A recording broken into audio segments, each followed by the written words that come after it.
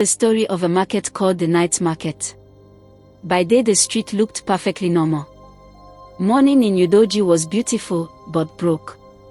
It greets you, opened shutters, warmed pepper soup, and sold almost nothing. Don't blame morning. Its customers were rumour.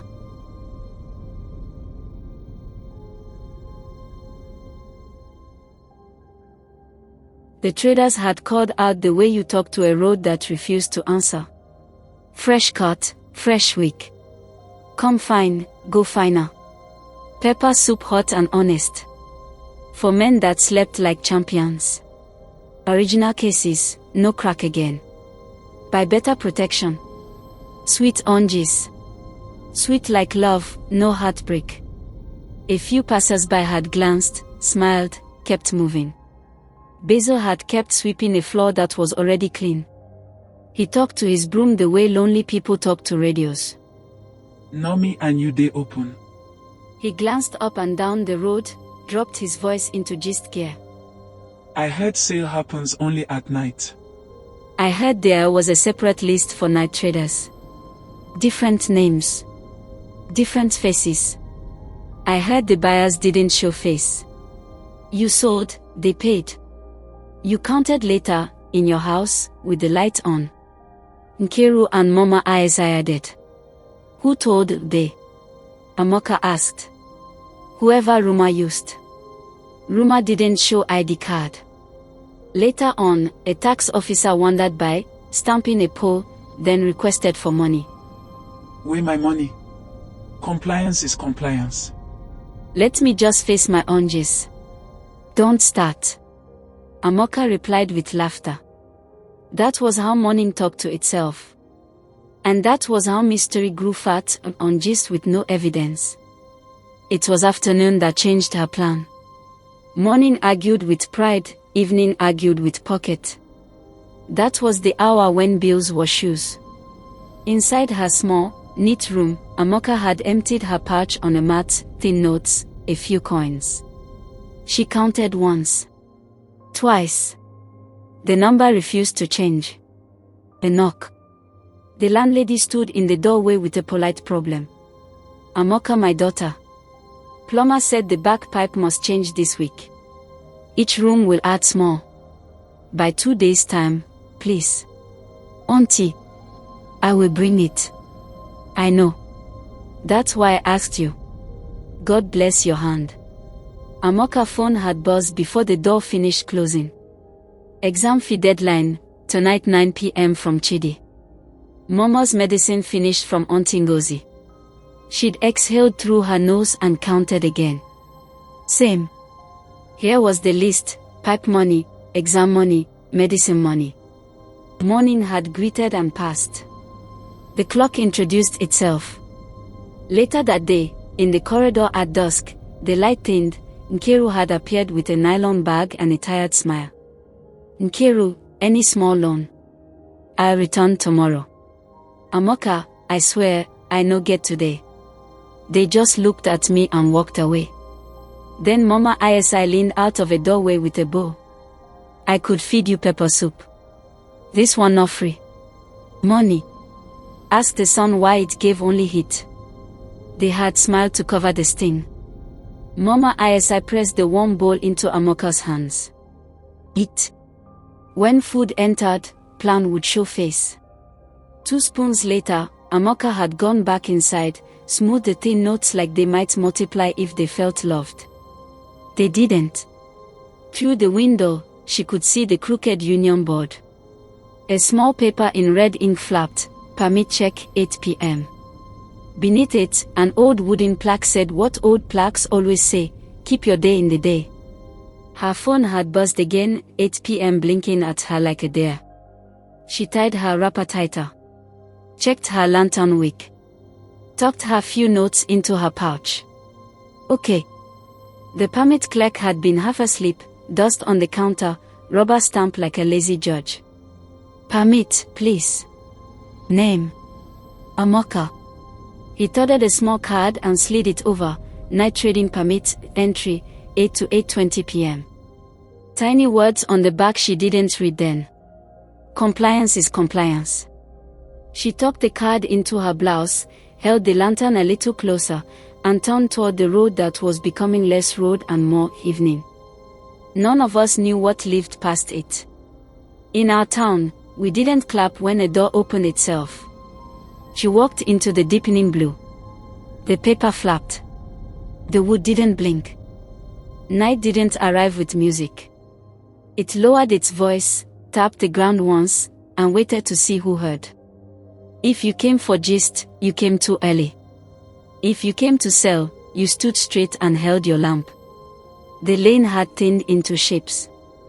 Doorways that were ordinary at 6 felt like they knew something. A faint chalk line ran across the ground, like a seam in cloth. A night warden in a blue jacket had stepped to the line. Cap low. Cane tip on chalk. One tap. Tap. Amaka had stood just back from the line, lantern cupped in both hands. She swallowed, lifted her permit card slightly. He glanced at it, then at her face, and gave a slow nod. No words. The rule had greeted her. She stepped over and moved to a post with a tiny chalk star. 2 baskets down, lantern lit. The flame held like a small promise.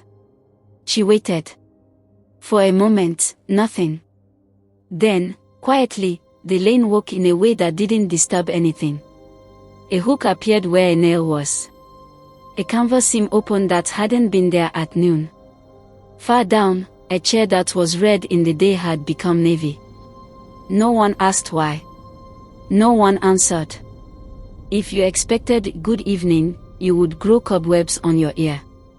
Night here didn't do introduction. It pointed. A gloved hand slid into frame and tapped an orange. No face. No voice. Just a sure tap.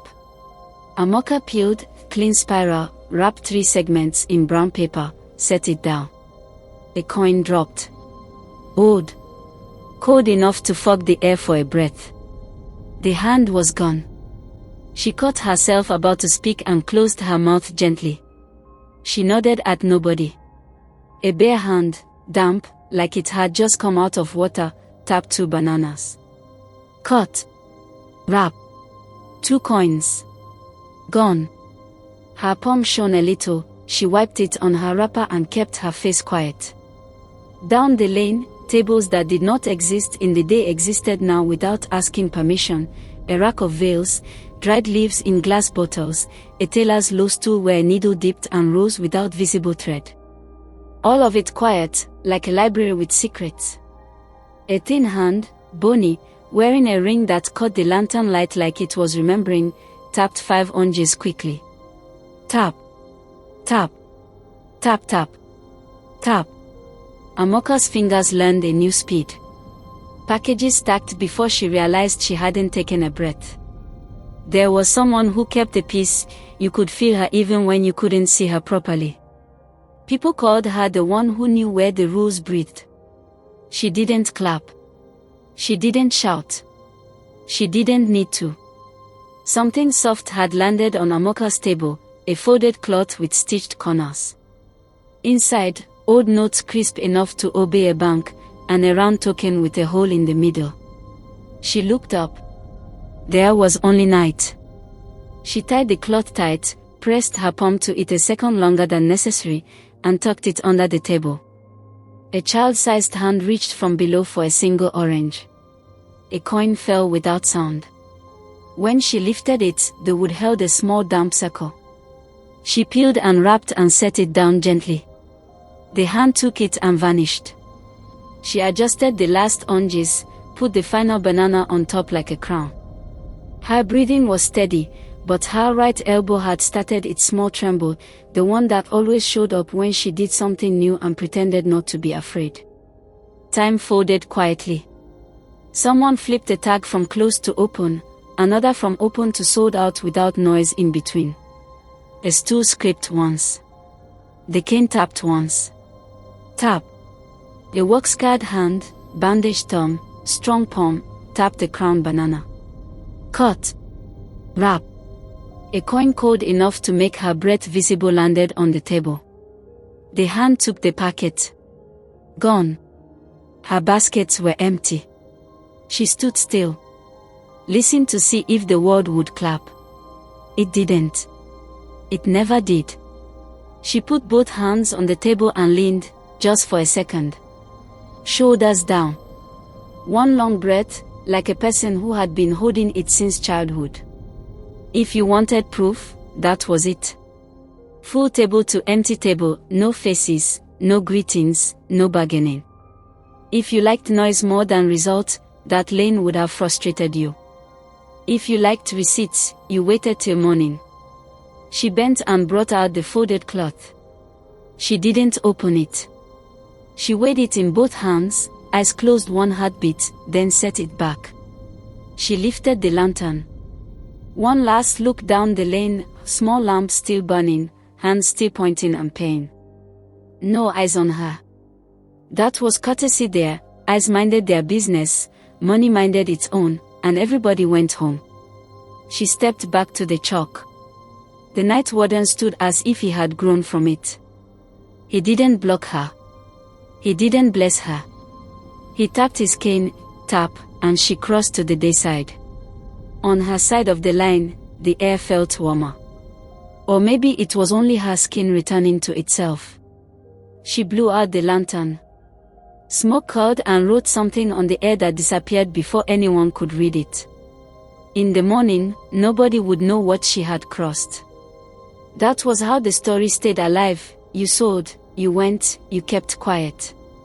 We kept quiet too, until the money told on itself in daylight. She tucked the permit card back into her blouse, gripped the folded cloth, and went into the dark that belonged to ordinary streets. By morning, money proved it wasn't a dream.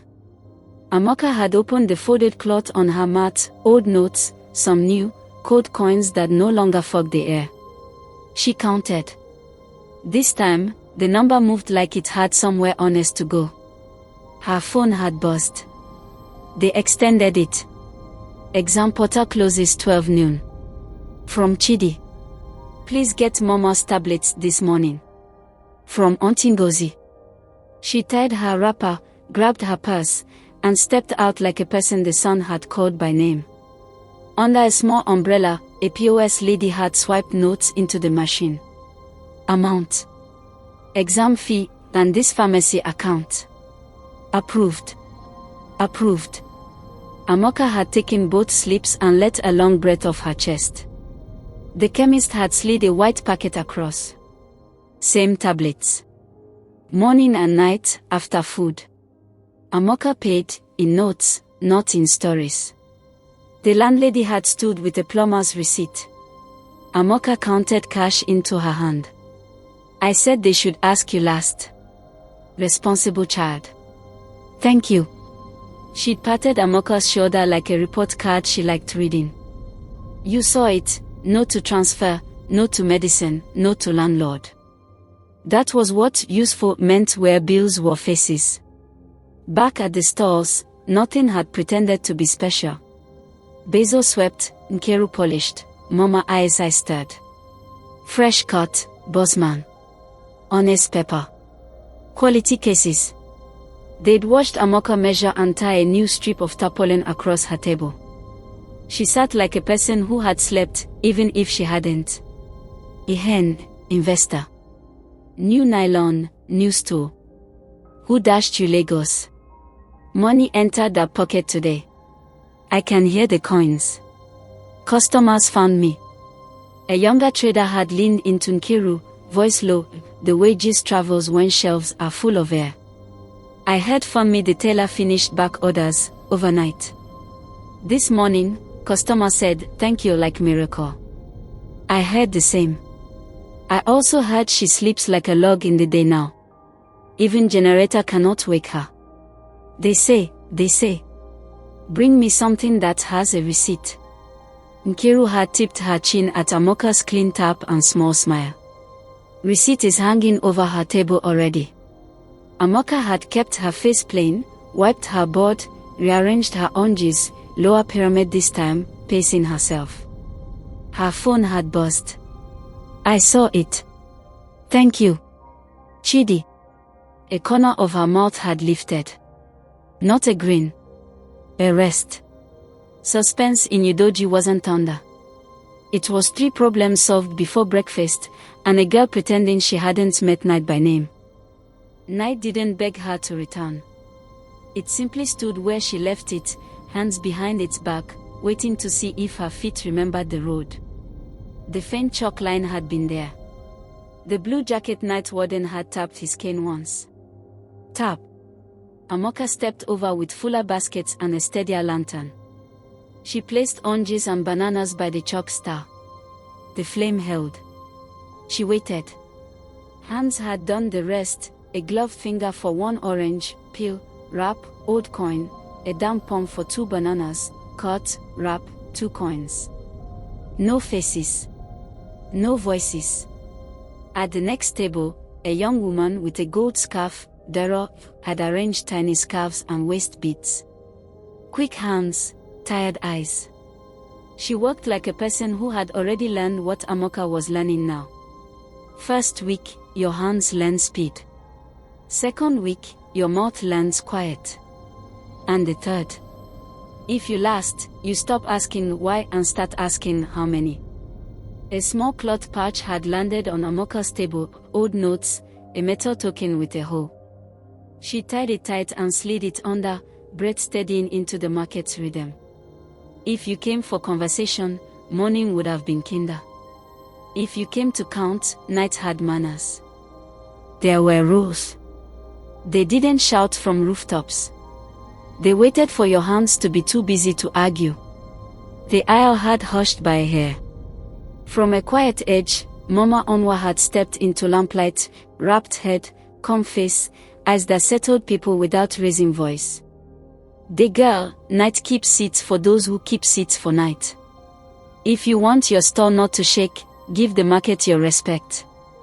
Dara had reached under her table and brought out a small bundle, red threads, a stub of chalk, a clay pot with a pinhole.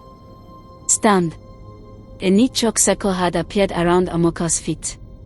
One by one, Dara tied 7 red threads on her left wrist, snug, not painful. Dara had dropped a pinch of salt into the clay pot. Amaka plucked a single hair, dropped it. Dara handed her a gourd, bitter water. Amaka sipped and let a bead fall into the pot. It gurgled once, like agreement. Palm. Amaka kissed her palm to the lantern flame, just enough to sting, and pressed that warm palm to the edge of her table, leaving a soot print the size of a thumb. Keep your name. Don't speak it here. Nothing else had happened, that was the point. The buyer's hands returned. Tap. Peel. Wrap. Coin. Gone. 2 tables down, a lantern had fought and lost. Its light coughed and died. The wardens in blue arrived without hurry. The trader whispered, "Please," one warden shook his head kindly. They led her away by the elbow. The table wasn't there anymore. Where did they take her? To a seat with no flame. Amaka had swallowed and folded her fear into her walk. The cane tapped once somewhere far. Tap. They hadn't called it a ritual, they'd called it respect. You could argue with the word. You could not argue with your own soot mark on your own table. Daylight believed what it could spend. So did we. Back on the street, the tarpaulin had looked new. Basil whistled his approval. Nkiru's eyebrows did their own interview. You walked like money was balancing on your head. Confess. Customers found me. They'd laughed around the soup cup Mama Nnedi had pushed into Amaka's palm. But every blessing in our town carried a small instruction.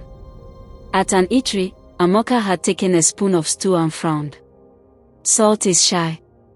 At the union kiosk, the clerk had printed Amefa twice, yawned, and told her to come tomorrow.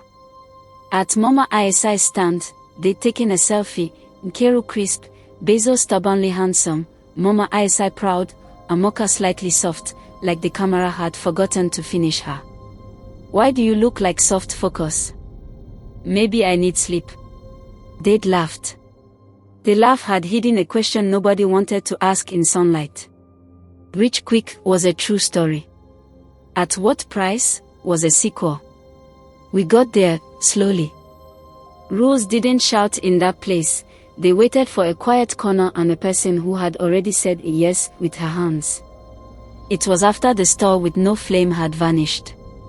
The lane had settled back into breathing. Mama Onwa had motioned to Amaka with her chin, just away from the light, but not into darkness. "The girl, if you want your seat to hold, there are things Night expects. Do them cleanly, and go home.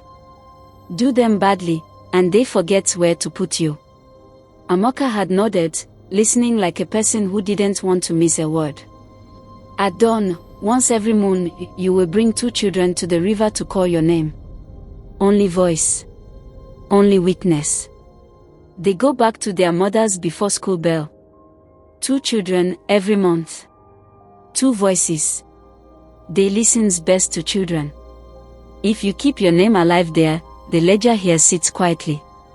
She'd paused, then laid the second part down like a receipt. "Before cockcrow, same moon, you will give food to 2 small hands here. No price. No story. Don't count it as charity, count it as balance. If you miss it, the market will not punish you. The day will simply stop seeing you properly. No blood. No sleep here. Just voices and fruit. Voices. Fruit. Respect. If anyone tells you otherwise, they are borrowing fear to sound wise." The Night Warden had passed, tapped the line once, tap, and kept moving. "Do not bring the same children again and again. Rotate. Let the neighborhood remember you without asking why." Amaka had breathed out, like a person who had been waiting to hear a clean version of something she feared would be crooked. "I understand. Then do it well, and go home when you're done." This was how she did it when no one was meant to know. She gave food first, then turned the gift into a game. No parents. No elders. Just 2 small voices and mourning. Back lane, before sun thought about rising. Tin roofs still black. A cockroach trying to be important in the next compound. Amaka waited by her back gate with a small enamel tray, 3 oranges, 2 bananas, and a brown paper wrap of biscuits. She did not knock on any door. She just stood where she knew 2 early walkers always passed, the little boy who fetched water fast for his mother, and the girl who followed her elder sister to the kiosk at dawn. They came, sleepy, sweater sleeves too long, scarf crooked. "See free fruit for champions. 1 each, before the world wakes." The boy grabbed his orange with both hands. The girl reached for a banana like she didn't trust blessings that early. "Thank you, auntie." Amaka bent to their height, lowered her voice like someone letting them in on a secret. "You want to see where echoes live?" "Where?" "It's just there, small bridge by the river. We will shout once, collect our echo, and run back before your mommy finishes counting plates." The boy looked at the girl. The girl looked at the still dark sky. Greed for adventure beat sleep. "Let's go." She set the biscuits on the tray, picked up her small lantern, and led them the short way, out the side, along the hedge, past the old tire where goats like to argue. Not far. Not deep. The river edge lived just behind the compound wall like a secret breathing. No ceremony. No shadow talk. She did exactly what she had been told, only voice, only witness, only dawn. She placed them on a flat, dry stone where even a careful mother would not panic. She stood between them and the water, as if guarding something precious. "Okay. Help me call my name so my shop will hear me today." One after the other. Loud, but not loud enough to wake the fish. She took a coin from her pouch, cold, heavy, and a tiny dab of palm oil from a folded paper she kept hidden in her wrapper. She drew a small line above the first red thread on her wrist. "Amaka. Amaka. Amaka." The boy's eyes widened at the echo. Amaka. Amaka. Amaka dropped the coin into the water, no drama, just a small plunk the river swallowed. She pinched the first red knot. It warmed, then softened under her finger. It came free, a silly, small thing of the skin that had looked like a problem on it. She flicked it into the water. It curled and vanished. Done. She turned them immediately, marched them back along the same short path. On the way, she slipped a biscuit into each palm. Echo didn't catch us. Echo is too slow when biscuit is in your hand. They reached the back gate. No neighbor had opened the door. No dog had bothered to bark. She sent them off with a finger to lips, playful, not threatening. Go now. If anyone asks, tell them you met Orange and it greeted you first. Okay, auntie. They scurried off, one to fetch water, one to pretend she had been awake forever. 2 voices. 1 coin.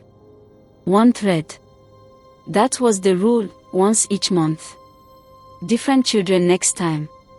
No posters. No announcements. Just a woman, Elaine, that knew how to keep quiet, and Dawn that minded its business. She kept the second half of the balance too. 2 small hands, different ones, appeared out of the lamplight. She placed fruit in each without a word. Far down the lane, the scribe glanced at her row and wrote nothing. The Night Warden walked past and didn't tap the chalk. So no, she didn't take children. She got them herself, gave them fruit first, turned it into a short echo game, and returned them at once. Outsiders never knew because there was nothing to see. Only voice and fruit. Only Dawn and the ledger forgetting to argue. After the second moon, nobody could say her money didn't work. In our town, if cash cannot change your address, it is only visiting. Amaka's money brought a box and sat down. A cleaner street. Painted gate. A small front step with stubborn flowers. Amaka stood with 2 boxes and a stubborn smile. Nkiru hugged her like pride and jealousy poured from the same jug. So, you didn't just buy nylon. You bought address. The roof doesn't leak when it rains. That is the testimony. New mattress, no spring arguments. A table fan that actually humbled heat. A proper wardrobe that didn't sigh when you opened it. You are leaving us to live like minister's maid. Sit down, broom professor. You will still sweep my gist every morning. Basil laughed, even though she no longer opened in the morning. Morning missed her face. The street adjusted. But money did the things money is supposed to do: rent, comfort, small dignity that closes your eyes gently at night. A small business center. Hand-painted sign, bookkeeping and inventory 6-week certificate. Amaka stood at the door with a notepad, eyes bright. The tutor talked, she wrote as if she was embalming the words. Stock you cannot count is stock that doesn't respect you. Count, then sell. She didn't go to the big school. She went to classes that teach you receipts and peace. They tried to forget her a little. She answered by writing her name big on every paper. By the 3rd moon, she stopped pretending. She became a night trader properly. No morning table. No call and response at sunrise. She opened when the chalk line welcomed her and closed when Rooster started coughing. Her store looked like a statement: new hand-painted sign, stronger lantern, a small generator humming like a polite insect. Dara stood beside her more often now, gold scarf, quieter eyes. This looks like a store that came here to settle. I am not roaming. Buyer's hands did what hands do: tap, pay, go. Narrator, VO. She didn't quarrel with day. She just kept her ledger clean at night and her life tidy in the sun. Morning stopped seeing her. She stopped asking it to. Every blessing in Udoji has a cousin called adjustment. It didn't knock loudly. It simply rearranged her day. Amaka crossed the street at noon. A neighbor's child looked past her, then blinked, then waved. That one blink was a pebble in her shoe she couldn't remove. In her class she raised her hand to answer a question. The tutor squinted like he was remembering a song's next line. Yes, you. She smiled, then wrote her name extra large on the form they passed around. Amaka. If they forgot, paper would not. Later that day Basil swept a floor she no longer returned to. He called out to a customer and looked down the lane out of habit. She doesn't belong to morning anymore. Morning doesn't own anybody. It rents people by habit. They tried to laugh. They did not do it well. In the evening Amaka packed a box for Momo's visit, new headscarf, wrapper, something sweet. She looked at her wallboard and circled, Mama, next month, boldly. She missed shouting good morning, from stall to stall, but not enough to open tables for silence. She lived where money respected her weight and where sleep didn't leak when the clouds threatened. Don't let anybody lie to you, comfort is a persuasive sermon. She kept the market balance without making it a song. $1 a month, 2 voices, fruit first, echo game, back. Same moon, 2 small hands before cockcrow, brown paper, no price. She did it on time, without noise, like you swallow medicine. Mama Onwa noticed she always did. Do it clean, go home early. Until morning. The night warden walked past and didn't tap near her chalk. That was the market silent, well done. You wanted to know if the money was useful, she changed her address, she bought her bed, she fed the people she loved, and she learned how to count so her store couldn't lie. You wanted to know if she stopped selling by day, she did. And you wanted to know if the night tried to collect something, yes, but softly, through small gaps. That is how Udoji teaches, it gives you comfort, then asks you if you remember your name. Amaka checked her wallboard again. Mama, next month. She underlined it. Twice. In a town with 2 markets, promises stayed alive because people wrote them big.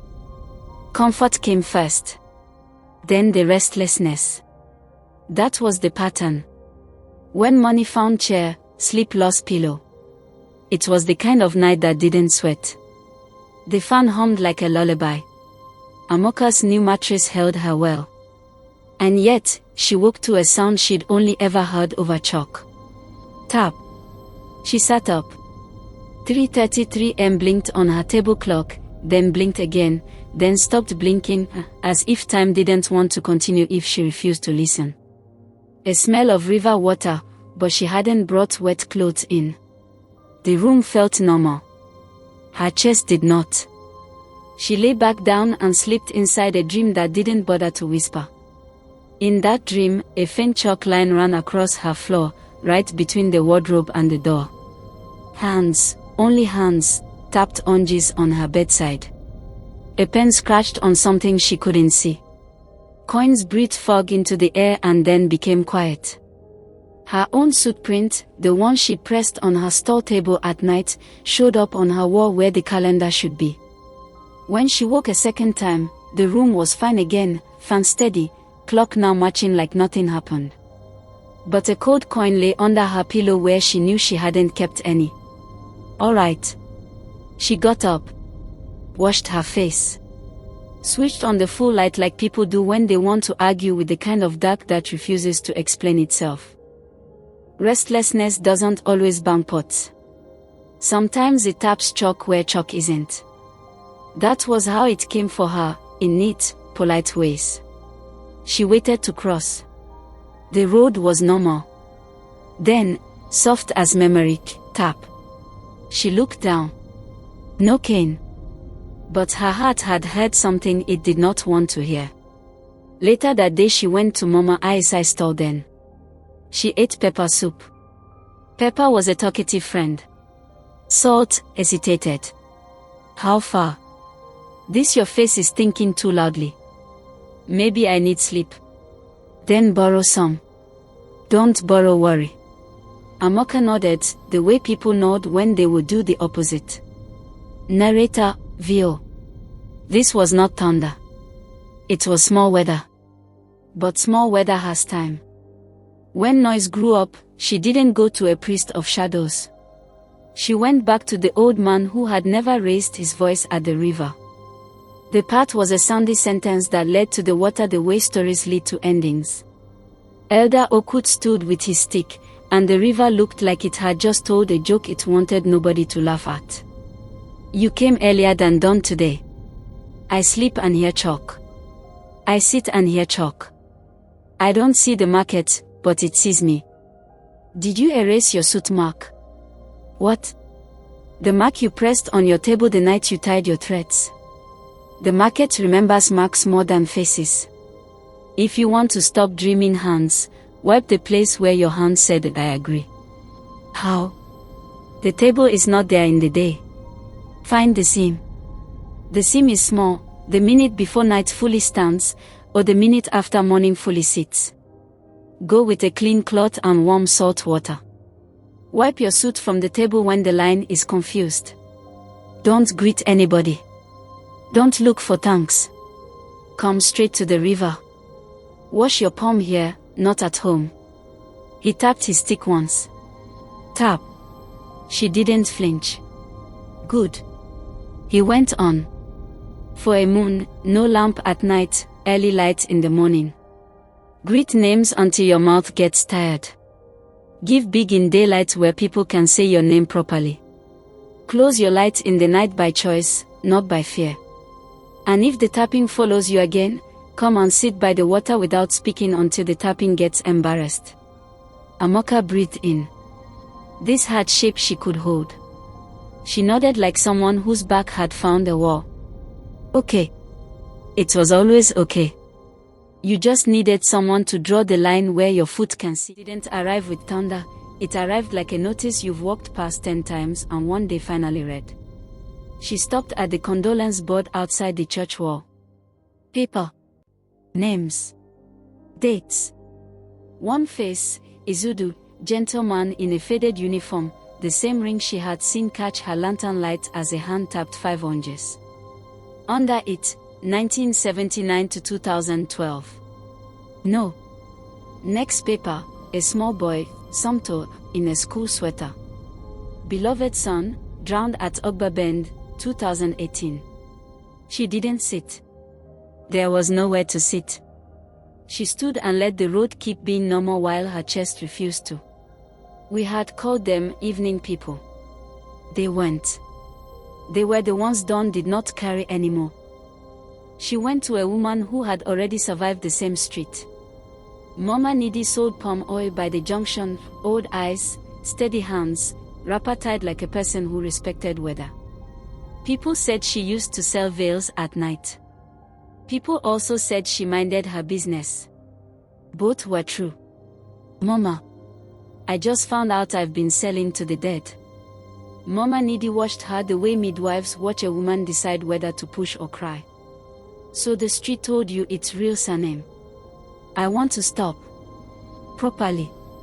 Without the market following me home. Mama Nnedi wiped oil from a bottle lip with a cloth that knew when to keep quiet. Listen and remember. I left because I learned 3 things. 1. Erase your soot mark at the seam, between day and night, warm salt water, clean cloth, no greeting.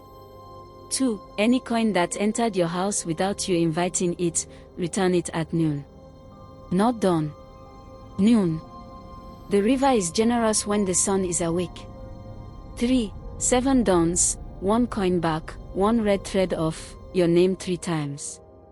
Borrow 2 small voices quietly if you can. No posters. No explanations. And night.